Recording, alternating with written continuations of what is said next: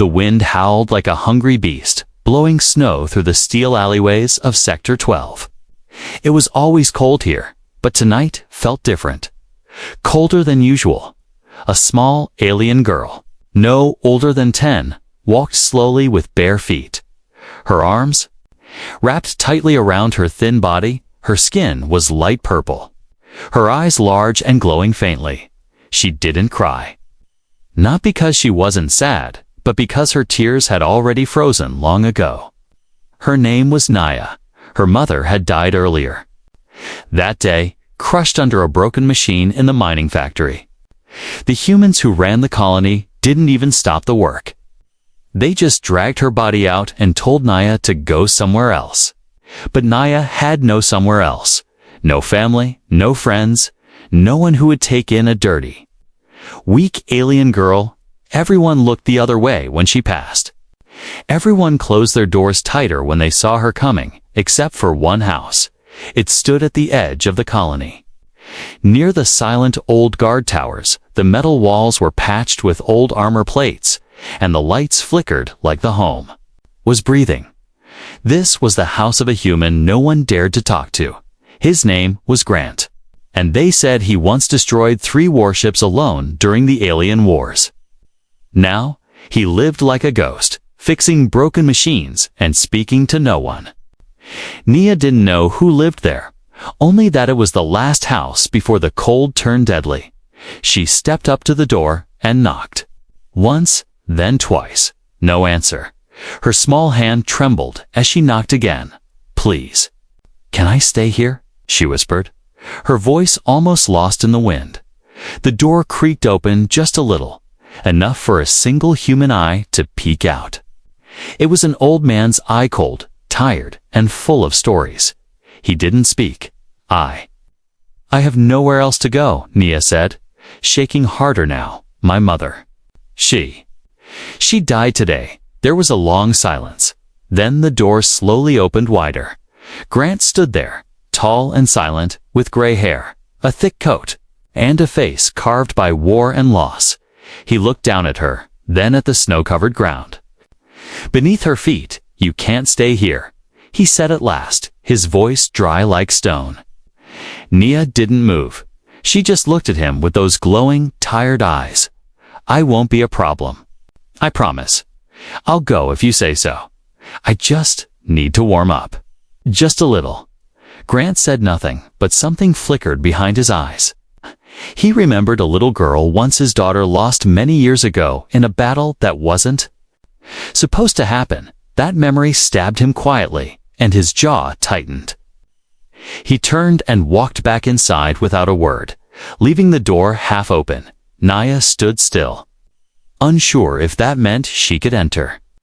The wind pushed against her back like a hand urging her forward. She stepped inside slowly. The warmth hit her skin like fire, and her legs gave out from relief. She collapsed gently on the floor just past the doorway, whispering a soft thank you before darkness took her. Grant looked at her from the corner of the room, sitting in his old metal chair. He didn't say anything, but after a moment, he got up, took a blanket from the back of the chair, and placed it gently over her sleeping form.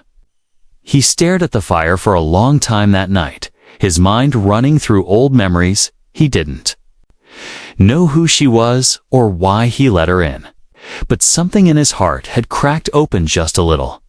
The next morning, the sound of soft footsteps woke him.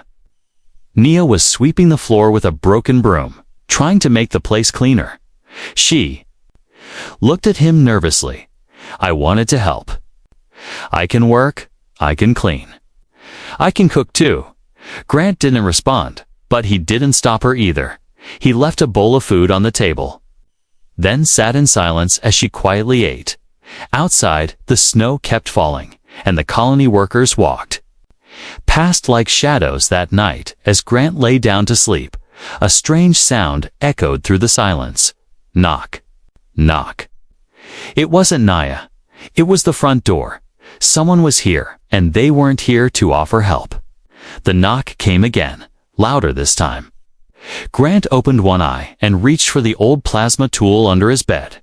He didn't need it often anymore, but old habits die hard.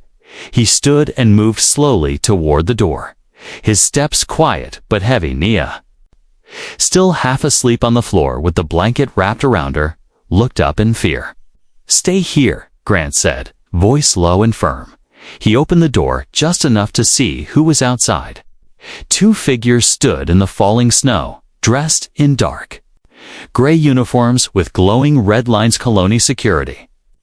The taller one spoke. "We received a report of an unauthorized alien juvenile seen entering this zone." Grant didn't reply. "She's not registered," the officer continued, "under current code. She's not allowed to remain inside private human residence. She's a child." Grant said slowly, eyes cold, "That may be true, but—" "She's not your child," the second officer said, checking a scanner. "If she's found here again, you'll be fined, and she'll be deported." Grant stared at them for a long moment, then closed the door without a word. Inside, Nia had crawled into the shadows, her glowing eyes wide. "Are they going to take me?" she whispered. "Not tonight," Grant muttered, placing the tool back under his bed. Then, as if nothing happened, he sat down in his old chair and poked the fire with a metal rod. Nia stayed up all night, lying awake under the blanket he gave her. She didn't cry, but her eyes never stopped watching the door. That blanket, once meaningless cloth, now meant safety, something she hadn't felt in a long time.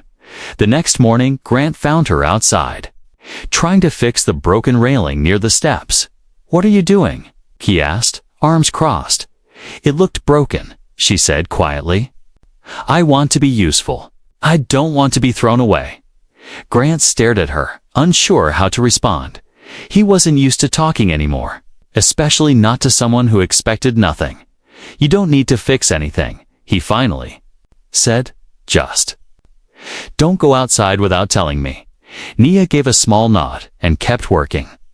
Even when her fingers turned red from the cold inside the house, Grant sat at his desk, looking at an old photo of a human girl with a wide smile, his daughter, killed during a pirate raid years ago, back when he was still called Captain Grant. He had shut the world out ever since, until now. By evening, Nia had cleaned the kitchen, patched the window with scrap cloth, and prepared simple food with what little she could find. She placed it on the table and sat quietly, waiting to see if he would eat. Grant didn't say thank you, but he ate every bite. That night she asked, "Do you fix machines?" "Sometimes," Grant replied. "Can you teach me?" He looked at her, surprised. "I want to learn," she said, "so I'm not useless." Grant didn't answer right away, but the next morning, he pulled out a broken circuit board. "Tell me what's wrong with this," he said. Nia's eyes lit up like stars, and she ran to the table, ready to learn. They spent hours together, quiet but focused, as he explained wires, power cores, and logic chips. She listened to every word like it was a treasure. Day by day, the house grew warmer, not from fire, but from something else. Nia drew on the walls with chalk stars, planets, strange creatures, and a tiny home labeled safe place. She never used the word father, but sometimes, when she looked at Grant, her eyes said it without speaking. One afternoon, Nia came running inside, breathless.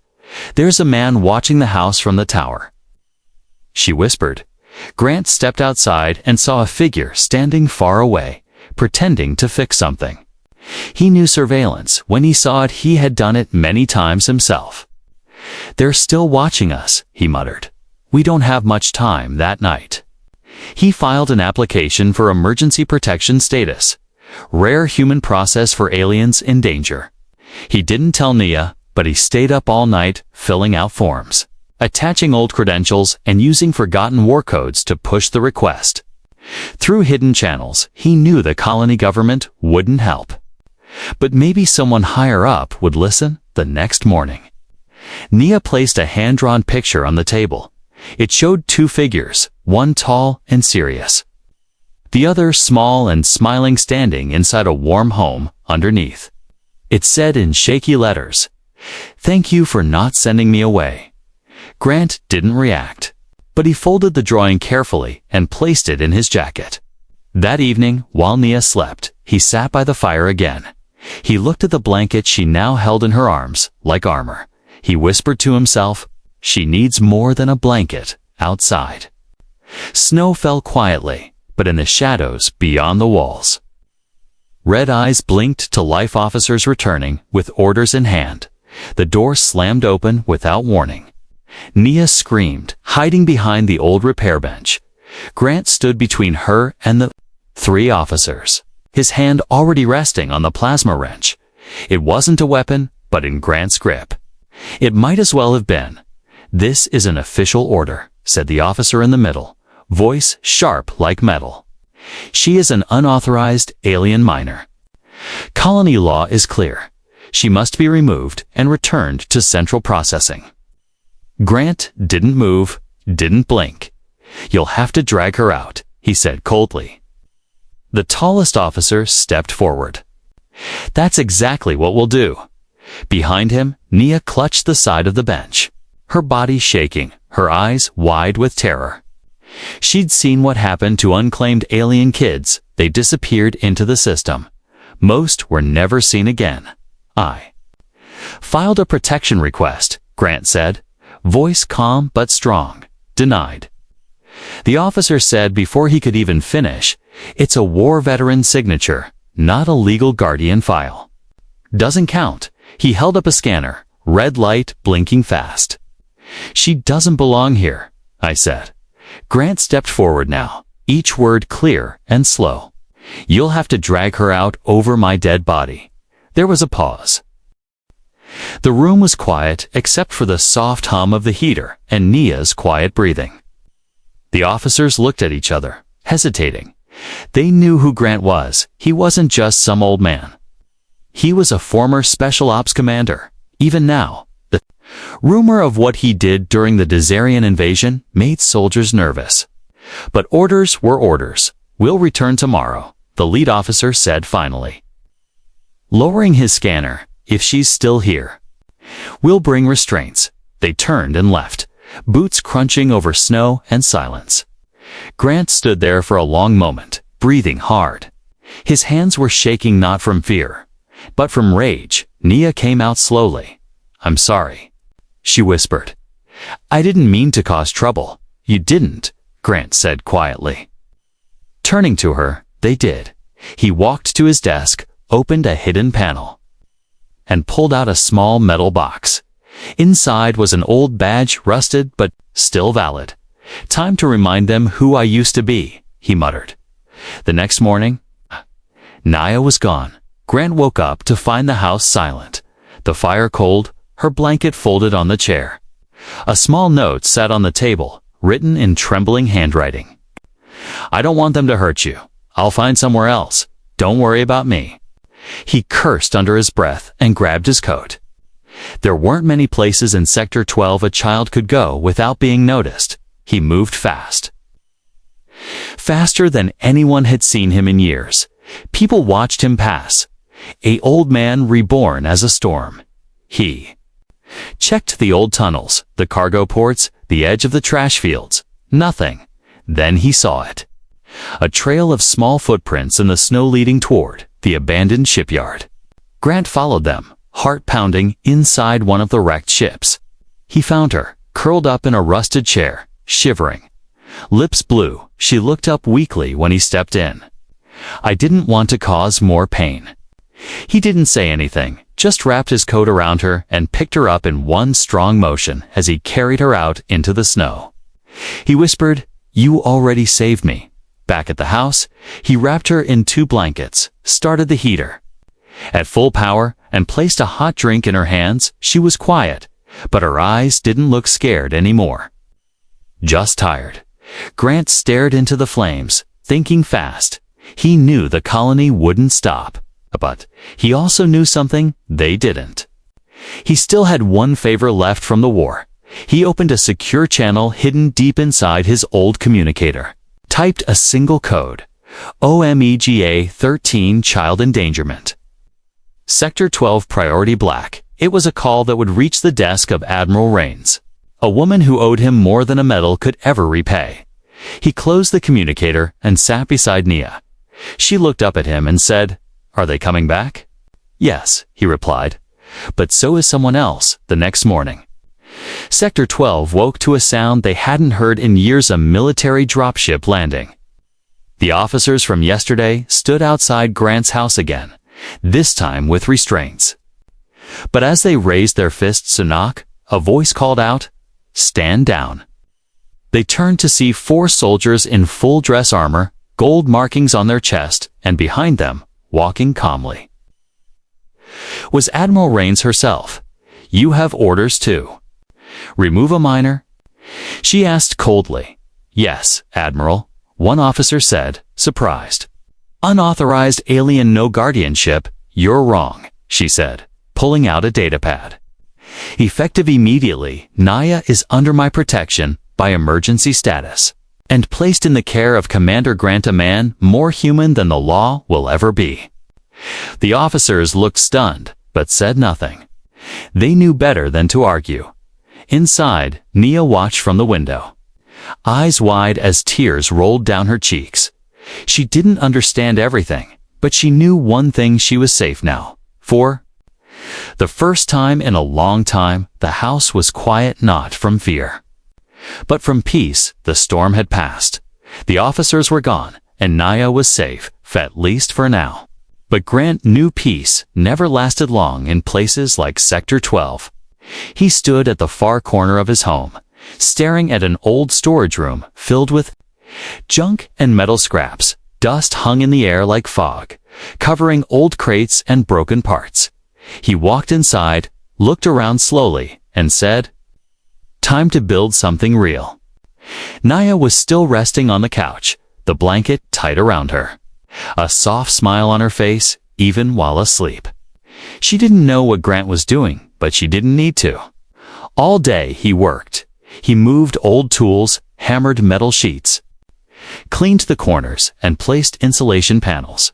He didn't say a word, but every movement had meaning.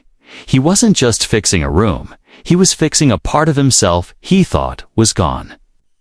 By night, Nia opened her eyes and saw light coming from the far side of the house. She stood up slowly and followed it, rubbing her eyes. When she reached the doorway, her eyes went wide. It was a small room, warm and quiet, with a soft light on the ceiling. There was a tiny bed, made from spare ship foam and wrapped in blankets. Next to it, a desk with tools and wires, and on the wall, a handmade drawing board. She stepped inside like it was a dream. "You built this for me?" Grant nodded. "Every kid deserves a room." Nia didn't know what to say, so she just smiled and hugged the edge of the blanket. In that moment, she didn't feel like a lost alien anymore. She felt like someone who belonged. The next day, they began their new routine. Grant taught Nia how to repair old tech simple things at first, like power fuses and cooling lines. Nia learned fast, asking smart questions and even finding shortcuts he had missed. She wasn't just a quiet child anymore, she was curious. Focused, alive. In the afternoons, she helped in the kitchen, burning the first few meals, but laughing as she tried again. And every evening, she drew something new on her board: stars, animals, ships, and sometimes a tall man standing beside a small girl. One day, she asked him, "Did you have a daughter?" Grant paused, then nodded slowly. She was like, "You strong, even when the world wasn't kind." "What happened to her?" "She was taken during a war I shouldn't have fought." Nia didn't speak. She just walked over and gently held his hand. They didn't need more words. But Sector 12 never stayed quiet. Rumors spread quickly, people whispering about the alien girl living with the old soldier. Some humans supported Grant, calling him a hero once again. But others weren't so kind. One evening, a message was carved into the side of Grant's wall: "Aliens out. Humans first." Nia saw it and stopped, her fingers shaking. "Did I do something wrong?" she asked softly. Grant looked at the words, then picked up his plasma torch and burned them away without speaking. "You did nothing wrong," he said. "They're just afraid of what they don't understand." That night, he stood by her door as she slept, listening to her quiet breathing. And in the silence, he made a promise to himself. No matter what comes, I'll protect her. 1 week later, a small package arrived at their doorstep. No name, no sender. Inside was a soft jacket, human-sized but redesigned for Naya's alien frame. On the collar, a tag read, "Keep her warm. You're not alone." Grant stared at it for a long time, then smiled. Maybe not everyone had turned their back. Later, while Naya was working on a broken comms unit, Grant surprised her with the gift. She hugged the jacket tight, eyes bright. "Do I look human now?" She joked, "You look like yourself," Grant replied. That's more important that evening. As snow fell once again outside, Nia sat by her drawing board, sketching something new. It was a ship, not like the ones used in war, but a peaceful one with open wings and warm lights. She wrote under it, "Home." Grant saw it and sat beside her. "You dreaming of flying?" "One day," she said, "but only if you come with me." He chuckled, the kind of laugh he hadn't made in years. "I'll be your co-pilot," he said. "Deal," she replied. Holding out her pinky finger, Grant looked confused. "It's a promise," she said. He gently hooked his pinky with hers. "Then it's a promise." And just like that, a girl who had no future now had a room, a teacher, a friend, maybe even a father. It started with the smell. Naya was at her desk, fixing a broken circuit with tiny tools Grant had given her. She wrinkled her nose, sniffed the air. "Something's burning," she said softly. Grant looked up from the workbench, his eyes sharp. He sniffed the air too, then stood up fast. "Stay here," he ordered. But Naya was already at the door. Fear in her eyes, they rushed outside into the snow-covered night. The wind was strong, but the smell was stronger, and then they saw it flames. Climbing up the side of the house, the roof was burning, smoke pouring out into the cold air. Nia gasped. "No." Grant grabbed the emergency hose from the wall and sprayed it upward. The water hissed as it hit the fire, but the flames kept growing. This wasn't an accident, Grant said, jaw tight.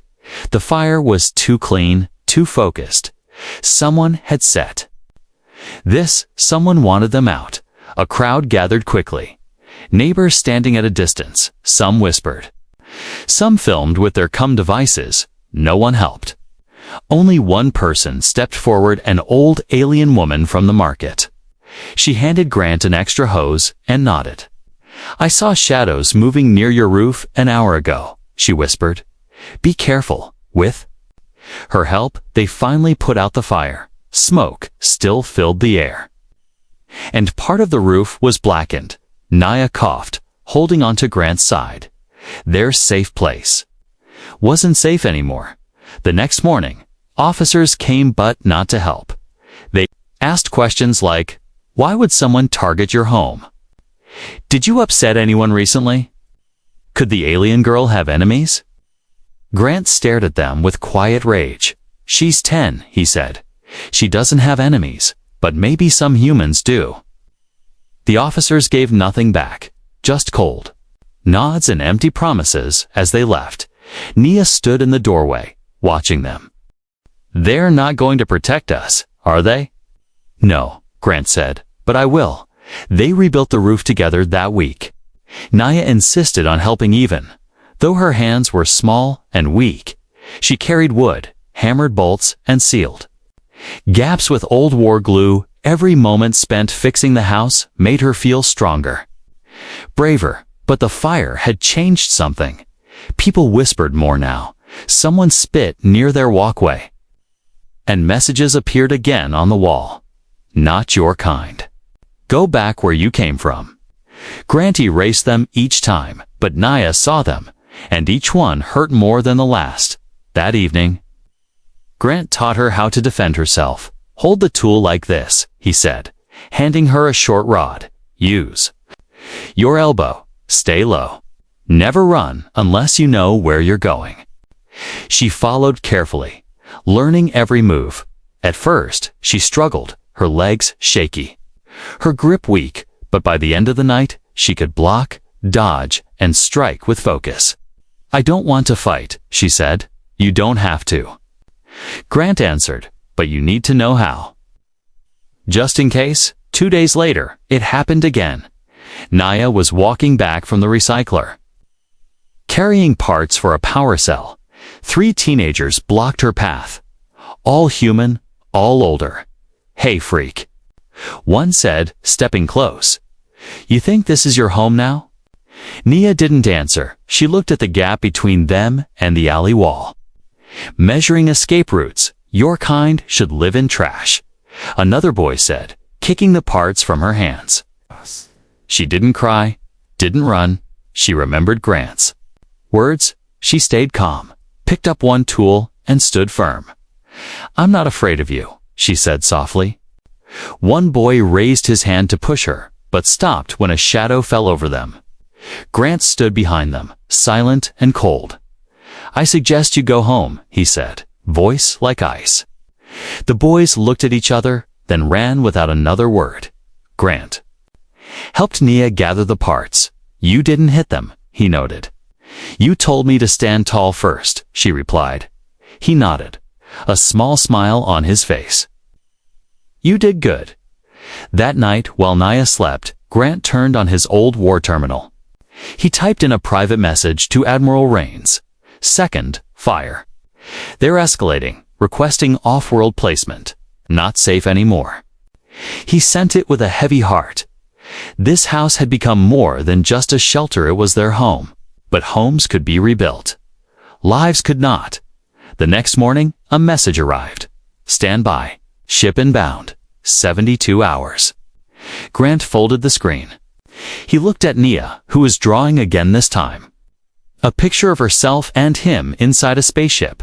Above it, she had written, Together, always. He placed a hand on her shoulder and said, We might have to leave this place soon. Nia didn't look sad. Wherever we go, she said, just don't leave me behind. He knelt beside her, looked her in the eyes, and whispered, Never, thee.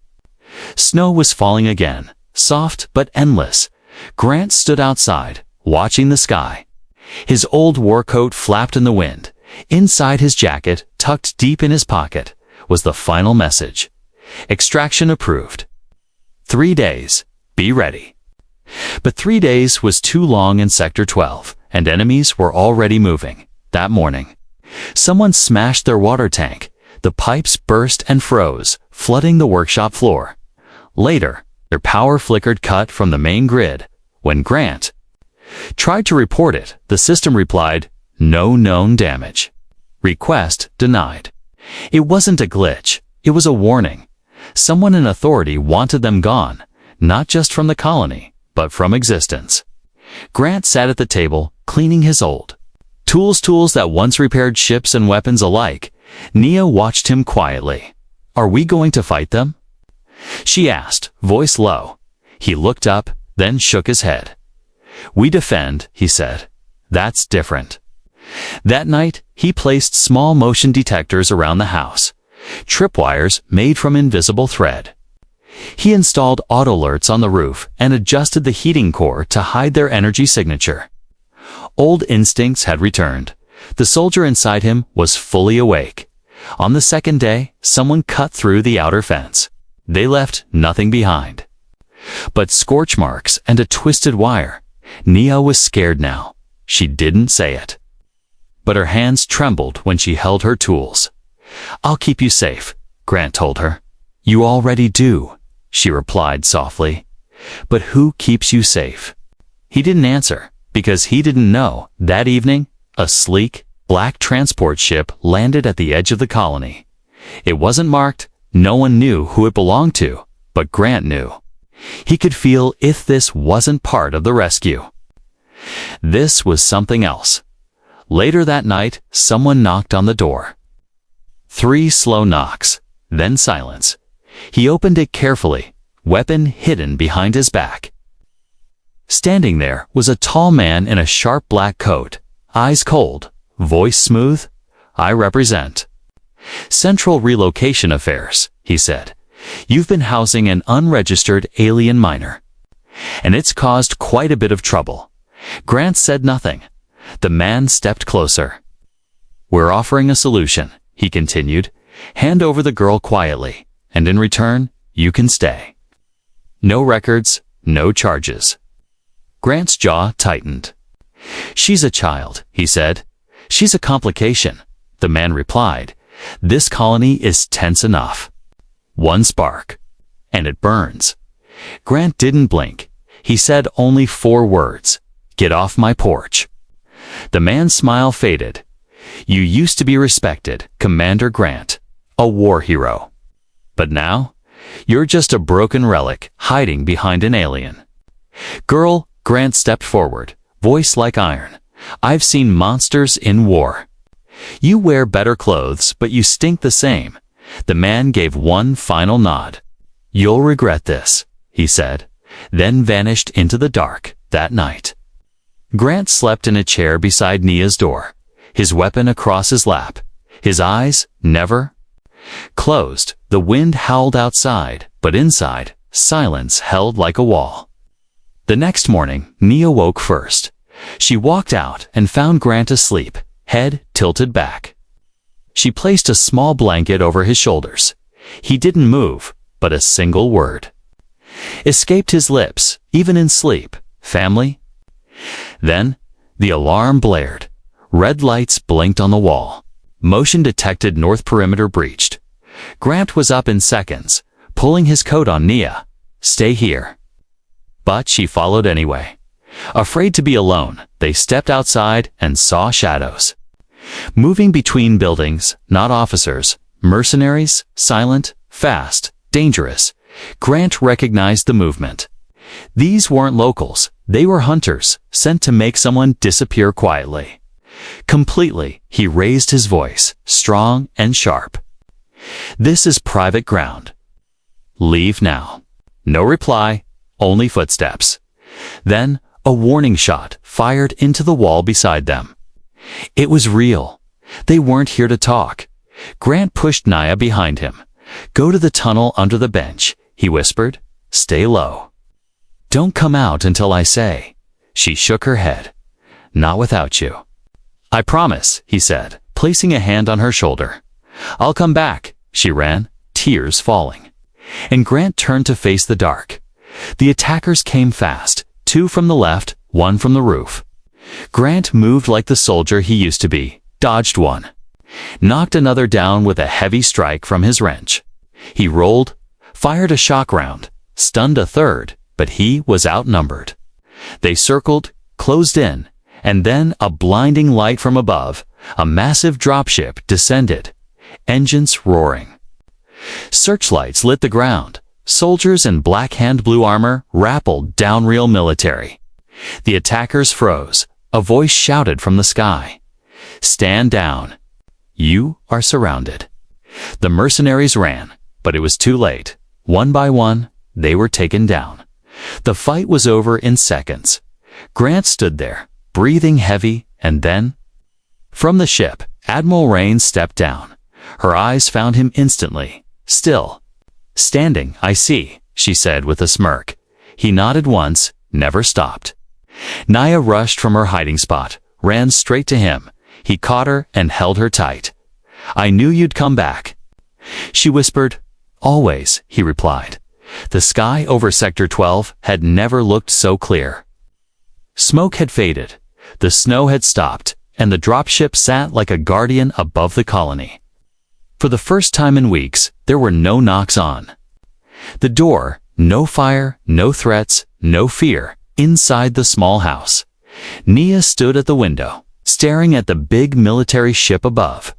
"Are we leaving today?" she asked softly. Grant, still wiping a cut on his arm, nodded. "Yes," he said. "The Admiral says it's time." She turned toward him, eyes full of worry. "Will we have a place to go?" Grant knelt down, took her hands in his and said, "Wherever you are, that place becomes home." They packed what little they had: tools, a few drawings, spare parts, and Nia's handmade coat. Grant placed his old war badge in a box, but then stopped. He looked at it for a moment, then left it behind. He was no longer just a soldier. He was something else now, before boarding. Grant and Nia stepped outside one last time. The neighbors stood at a distance, watching, some in silence, others with shame in their eyes. But a few stepped forward. The old alien woman from the market gave Nia a small necklace. "Safe travels, little one," she said. "Don't forget that kindness still lives in this cold place." Even one of the human mechanics, who never spoke before, nodded at Grant. "Never thought I'd see you fight again," he said. Grant replied, "I didn't fight for war this time." He looked down at Nia. "I fought for something better." The Admiral greeted them at the ramp. "Your papers are cleared," she said, handing Grant a digital file. "You've been assigned to new Terra Fresh colony. Better laws, better people." Then she looked at Nia and smiled. "We added something special to the file. What is it?" Nia asked, curious. The Admiral knelt and whispered something in her ear. Nia's eyes went wide with shock. Then joy. She turned to Grant and hugged him tight. "What did she say?" he asked, confused. "I have a real name now," Nia said, smiling big. "It says Nia Grant." Grant blinked, unsure what to say. He hadn't filled that part in. The Admiral looked at him with a small smirk. "Consider it." Military initiative. As the ship took off, Nia sat beside a window, her drawing pad in her lap. She sketched stars and ships and tiny houses with warm lights. Grant sat beside her, quiet but content. "You're not afraid anymore," he noticed. "I have nothing to fear." She replied, "I'm not alone." They reached orbit and docked at a massive cruiser, the Dawnfire. It's one of the largest peacekeeping ships in the galaxy. It was like a flying city full of light, people, and opportunity. A crew officer greeted them and guided them to their room. It wasn't large, but it was clean, safe, and had a clear view of the stars. "This is ours?" Nia asked. "For now," Grant said. "Until we find the next place, but we can stay forever if we want." Grant smiled. "Yes," he said. "We can." Later that night, Nia found an old digital console and opened a blank message screen. She typed a short letter, not to anyone in particular, just to the stars. "Dear whoever reads this, I used to live in a cold place. People didn't want me, but one person did. He didn't speak much, but he gave me food, and a blanket, and a room. He gave me a name. He gave me family. If you ever feel lost, find someone who looks at you like you belong. And if you can't find them, be that person for someone else." Nia Grant. She clicked save and smiled to herself. She didn't need to send it. It was already real. The next morning, Grant woke up to find her asleep at the desk. He picked up the drawing she'd left on the table. It showed a tall man and a small girl walking on a new planet. There were stars above them, and the words written in shaky letters below, "You can stay forever." He looked down at her sleeping form and whispered, "Yes, you can."